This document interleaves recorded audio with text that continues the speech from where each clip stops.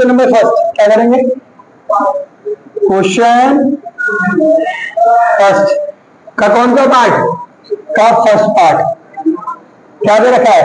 64 की पावर 1/2। 64 की पावर क्या? 1/2। तो देखो ये जो होता है बेटा बेस होता है और ये पावर होती है। ये बेस होता है और ये क्या होती है? पावर होती है। सबसे पहले क्या कर लो, आप देख ही रहे हो, इसको करने का बहुत आसान तरीका बता रहा हूं आपको मैं। देखो सबसे पहले क्या करो, 64 का क्या करो? फैक्टर कर लो। क्या कर लो बेटा? एलसीएम भी फैक्टर, ठीक है। 2 से पहले 2 से दो कितना आएगा? 32 है ना। फिर 2 से करो 16, फिर 2 से करो 8, फिर 2 से करो 4, फिर 2 से करो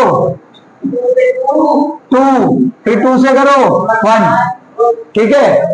कितनी बार 2 आया? 1 2 3 4 5 6, यानी 64 को कैसे लिख सकते हैं? 2 की पावर 6 इंटू में क्या है? पहले से ही दे रखा है 1/2 पहले से ही दे रखा है, ठीक है। 2 की पावर 6 इंटू में पहले से ही क्या दे रखा है?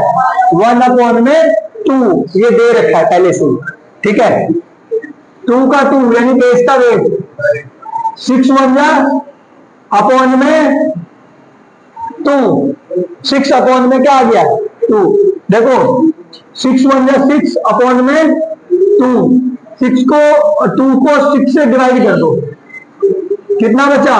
2 3 या 6, पावर में खाली क्या बची? 3, यानी 2 को कितनी बार लिखेंगे? 3।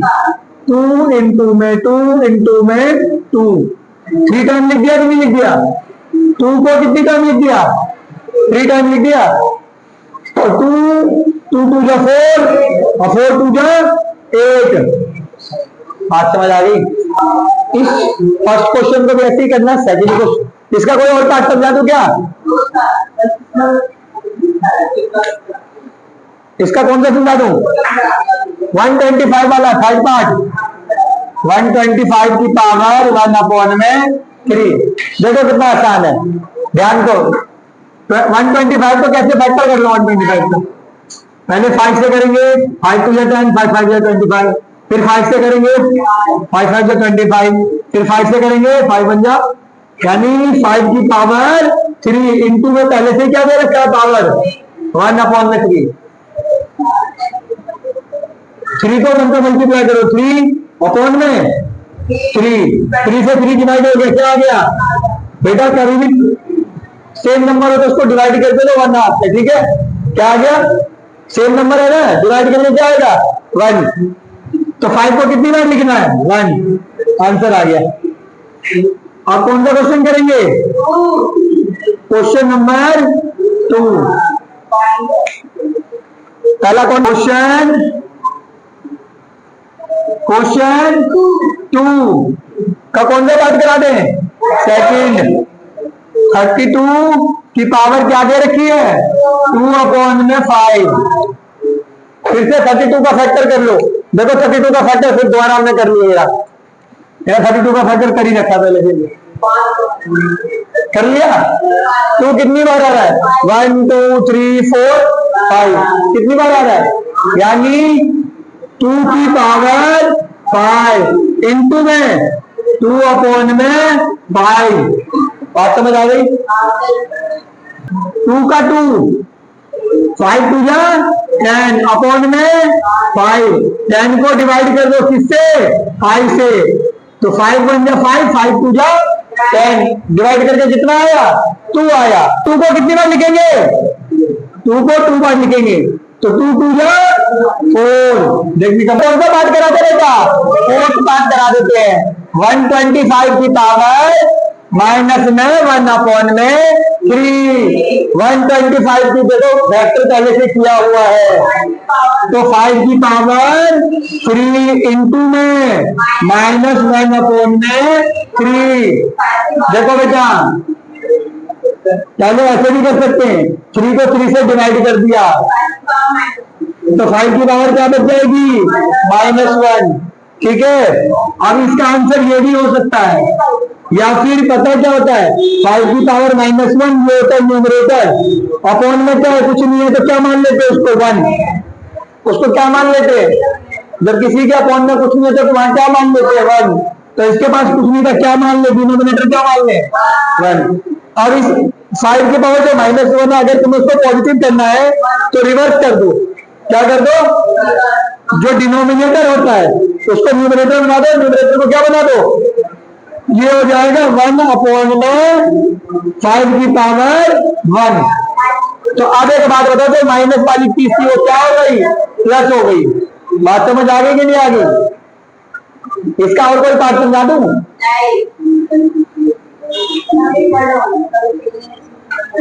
क्वेश्चन नंबर 3, इसके सब पार्ट करवाने पड़ेंगे मुझे ही।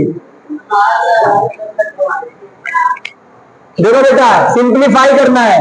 फर्स्ट क्वेश्चन, 2 की पावर 2 अपॉन में 3 इंटू में 2 की पावर 1 अपॉन में 5। देखो बेटा ये बहुत आसान है, इसमें पहले फॉर्मूला लगा दो, दोनों का बेस क्या है, सेम है, पावर क्या है, अलग अलग है, ठीक है, और बेस के बीच में मल्टीप्लाई हो रहा है, तो फॉर्मूला लगेगा a की पावर p इंटू में a की पावर q। बेस सेम है कि नहीं है, इंटू में मल्टीप्लाई हो रहा है तो पावर ऐड हो जाएगी, बेस का बेस लिख दो और पावर क्या हो जाएगी, a का a लिख दो और पावर क्या हो जाएगी, ऐड हो जाएगी। क्या हो जाएगी, बात समझ आ गई? a की पावर p इंटू में b की पावर t, तो क्या हो जाएगा, a का a हो जाएगा, पावर क्या हो जाएगी, ऐड हो जाएगी, ठीक है। पावर क्या, पावर ऐड हो गई। अब बताओ a कितना दे रखा है, बेस कितना दिया हुआ क्वेश्चन में, 2, बेस क्या दिया हुआ है 2, तो 2 का 2 लिख लो। समझ आ गई? यही है ना, बेस क्या है a, तो बेस दोनों के पास क्या है 2, बेस दोनों के पास क्या है 2।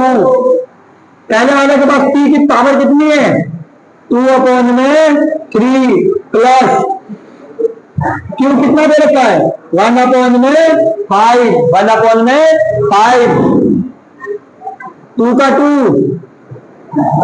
इन दोनों का एलसीएम ले लो बेटा, 3 और 5 का एलसीएम ले लो, कितना हो जाएगा 15, 3 और 5 का एलसीएम कितना हो जाएगा 15, क्रॉस मल्टीप्लाई कर दो, 5 2 जा 10, 5 2 जा, देखो 5 और 2 कितना होता है 10, प्लस 3 1 जा 3। समझ आ रहा है ना एलसीएम, अरे समझ आ रहा है, बेस 2 का 2, 10 में 3 को ऐड करो, 13 अपॉन में 15, ये आंसर आ गया, ठीक है। इसी का थर्ड पार्ट कर लो, 11 की पावर 1 अपॉन में 2 और 11 की पावर 1 अपॉन में 4 डिवाइड में। अब देखो सेम क्वेश्चन, देखो ये बेसिक इसी की तरह है, पहले वाले में बेस का मल्टीप्लाई हो रहा है, दूसरे वाले में बेस का क्या हो रहा है डिवाइड हो रहा है, तो इसका फॉर्मूला लिख दो a की पावर p इंटू में a की पावर q। तो बेस सेम होता है ना और डिवाइड में होता है, तो पावर क्या हो जाती है माइनस, क्या हो जाती है, तो बेस क्या हो जाएगा a p minus q, p minus q। Base कितना दे रखा है 11, बेस कितना दे रखा है, पहले वाले की पावर कितनी दे रखी है, p कितना दिया हुआ है बेटा, देखो p कितना दिया हुआ है 1 अपॉन में 2, q कितना दिया हुआ है 1 अपॉन में 4, 11 का 11, 2 और 4 का एलसीएम ले लो, गलत, 2 और 4 का जो एलसीएम होता है वो 4 ही होता है, क्योंकि दोनों में कॉमन फैक्टर है 2। समझ आ गई? 2 और 4 का एलसीएम कितना होता है, इधर देखो, ये रहा 2 और ये रहा 4, 2 अंदर 2, 2 2 जा 4, फिर 2 से 1 का 1, 2 अंदर 2, देखो कितना हुआ 2 2 जा 4, दोनों का एलसीएम कितना आया 4, क्योंकि दोनों में कोई कॉमन फैक्टर है, क्या कॉमन फैक्टर है 2, इन दोनों में कोई कॉमन फैक्टर नहीं था, इसलिए मल्टीप्लाई हुआ, तो इसका एलसीएम आ जाएगा 4।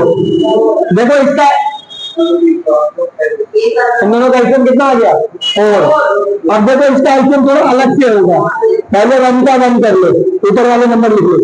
2 का टेबल ऑफ 4 कितनी बार आता है 2 पे, माइनस का माइनस, ऊपर वाला 1 का 1 लिख लो दोबारा इसका। 4 के टेबल में 4 कितने पे आता है 1 पे। बात समझ आ गई। 11 का 11 बेस का बेस 2 1 जा 2 माइनस 1 1 जा अपॉन में 11 2 में से 1 गया 1 अपॉन में 4। बात समझ आ गई कि नहीं आ गई? आ गई। कौन